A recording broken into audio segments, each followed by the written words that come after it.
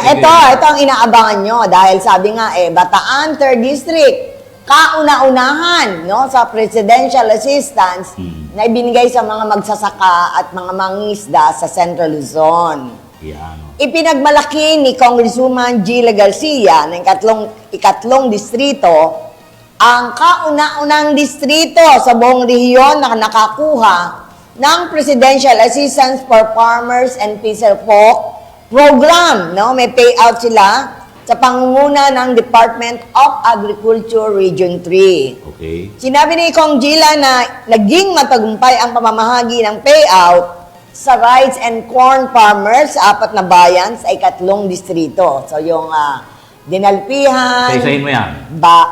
Morong, Bagak at Maribeles. Yan. No? Okay. Layunin umano ng programa na makapagbigay ng agarang tulong pinansyal sa ating mga magsasaka para maibsan ang epekto ng pagtaas ng gastusin sa produksyon kaakibat ng energy crisis sa bansa. Pinasalamatan naman ni Kong Gila si Regional Executive Director Eduardo Lapus na personal na bumisita sa payout site sa bayan ng Dinalupihan. Gayon din ang APCO Region 3, Provincial Agriculturists at mga Municipal Agriculturists sa 4 na bayan.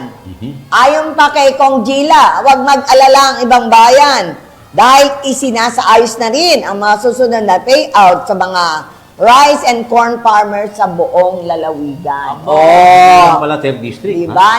Naging Nauna lang.